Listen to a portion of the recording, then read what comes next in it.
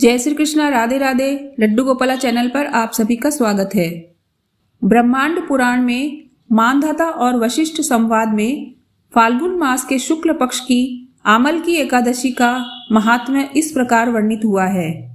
एक बार मानधाता जी ने वशिष्ठ जी से प्रार्थना की, हे ईश्वर, यदि आप मुझ पर प्रसन्न हैं, मुझ पर यदि आपकी कृपा है तो आप कृपा करके मुझे ऐसा व्रत बतलाइए जिसका पालन करने से मुझे वास्तविक कल्याण की प्राप्ति हो।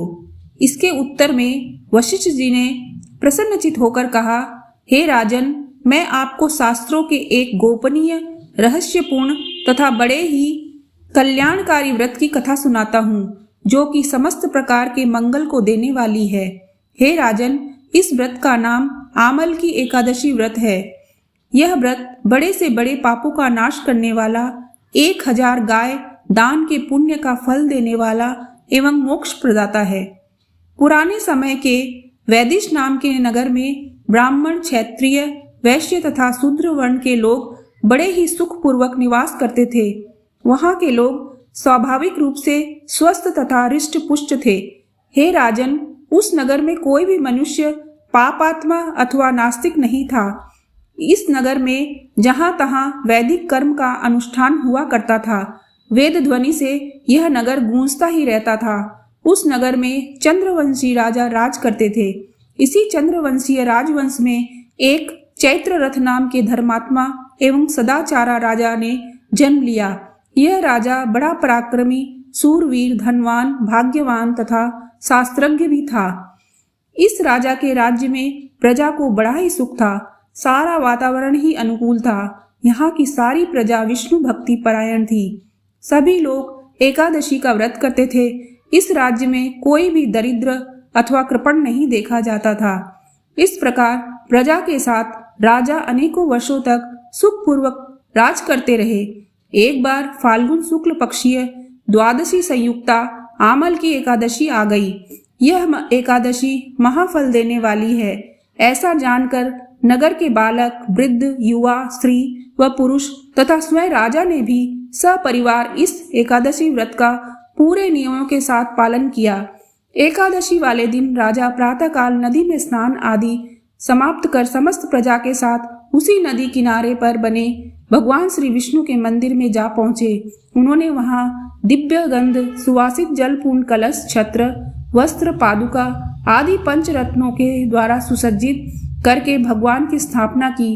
इसके बाद धूप दीप प्रज्वलित करके आमल की अर्थात आंवले के साथ भगवान श्री परशुराम जी की पूजा की और अंत में प्रार्थना की, हे परशुराम, हे रेणुका के सुखवर्धक, हे मुक्ति प्रदाता, आपको नमस्कार है। हे आमल की, हे ब्रह्मपुत्री, हे धात्री, हे पाप निशानी, आपको नमस्कार, आप मेरी पूजा स्वीकार करें। इस प्रकार राजा ने अपनी प्रजा के व्यक्तियों के साथ भगवान श्री विष्णु एवं भगवान श्री परशुराम जी की पवित्र चरित्र गाथा श्रवण, कीर्तन व स्मरण करते हुए तथा एकादशी की महिमा सुनते हुए रात्रि जागरण भी किया। उसी शाम एक शिकारी शिकार करता हुआ वहीं आ पहुंचा। जीवों को हत्या करके ही वह दिन व्यतीत करता था। दीप मालाओं से सुसज्जित तथा बहुत से लोगों द्वारा इकट्ठे होकर हरि कीर्तन करते हुए रात्रि जागरण करते देख शिकारी सोचने लगा कि यह सब क्या हो रहा है। शिकारी के पिछले जन्म के पुण्य का उदय होने पर ही वहां एकादशी व्रत करते हुए भक्तजनों का उसने दर्शन किया। कलश के ऊपर विराजमान भगवान श्री दामोदर जी का उसने दर्शन किया तथा वहां बैठकर भगवान श्री हरि की चरित्र गाथा श्रवण करने लगा। भूखा प्यासा होने पर भी एकाग्र मन से एकादशी व्रत के महात्म्य की कथा तथा भगवान श्री हरि की महिमा श्रवण करते हुए उसने भी रात्रि जागरण किया। प्रातः होने पर राजा अपनी प्रजा के साथ अपने नगर को चला गया तथा शिकारी भी अपने घर वापस आ गया और समय पर उसने भोजन किया। कुछ समय बाद जब उस शिकारी की मृत्यु हो गई तो अनायास एकादशी व्रत पालन करने तथा एकादशी तिथि में रात्रि जागरण करने के प्रभाव से उस शिकारी ने दूसरे जन्म में विशाल धन संपदा, सेना, सामंत, हाथी, घोड़े, रथों से पूर्ण जयंती नाम की नगरी के विदुरथ नामक राजा के यहाँ पुत्र के रूप में जन्म लिया। वह सूर्य के समान पराक्रमी, पृथ्वी के समान क्षमाशील, धर्मनिष्ठ, सत्यनिष्ठ एवं अनेक सद्गुणों से युक्त होकर भगवान विष्णु की भक्ति करता हुआ तथा 1,00,000 गांवों का आधिपत्य करता हुआ जीवन बिताने लगा। वह बड़ा दानी भी था। इस जन्म में इसका नाम वसुरथ था। एक बार वह शिकार करने के लिए वन में गया और मार्ग भटक गया। वन में घूमते घूमते थका हारा, प्यास से व्याकुल होकर अपनी बाहों का तकिया बनाकर जंगल में सो गया।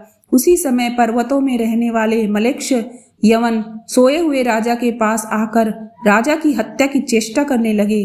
वे राजा को शत्रु मानकर उनकी हत्या करने पर तुले थे। उन्हें कुछ ऐसा भ्रम हो गया था कि ये वही व्यक्ति है जिसने हमारे माता पिता, पुत्र पौत्र आदि को मारा था तथा इसी के कारण हम जंगल में खाक छान रहे हैं।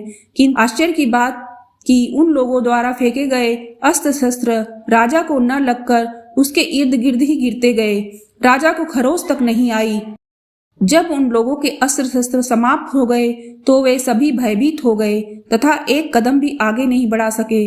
तब सभी ने देखा कि उसी समय राजा के शरीर से दिव्य गंध युक्त अनेक आभूषणों से आभूषित एक परम सुंदरी देवी प्रकट हुई। वह भीषण भ्रिकुटी युक्ता क्रोधित नेत्रा देवी क्रोध से लाल पीली हो रही थी। उस देवी का यह स्वरूप देखकर सभी यवन इधर उधर दौड़ने लगे, परंतु उस देवी ने हाथ में चक्र लेकर एक क्षण में ही सभी मलेच्छों का वध कर डाला। जब राजा की नींद खुली तथा उसने यह भयानक हत्याकांड देखा तो वह आश्चर्यचकित हो गया, साथ ही भयभीत भी हो गया। उन भीषण आकार वाले मलेच्छों को मरा देखकर राजा विस्मय के साथ सोचने लगा कि मेरे इन शत्रुओं को मारकर मेरी रक्षा किसने की? यहाँ मेरा कौन ऐसा हितैषी मित्र है? जो भी हो, मैं उसके इस महान कार्य के लिए उसका बहुत बहुत धन्यवाद ज्ञापन करता हूँ। उसी समय आकाशवाणी हुई कि भगवान केशव को छोड़कर भला शरणागत की रक्षा करने वाला और है ही कौन? अतः शरणागत रक्षक, शरणागत पालक श्री हरि ने ही तुम्हारी रक्षा की है।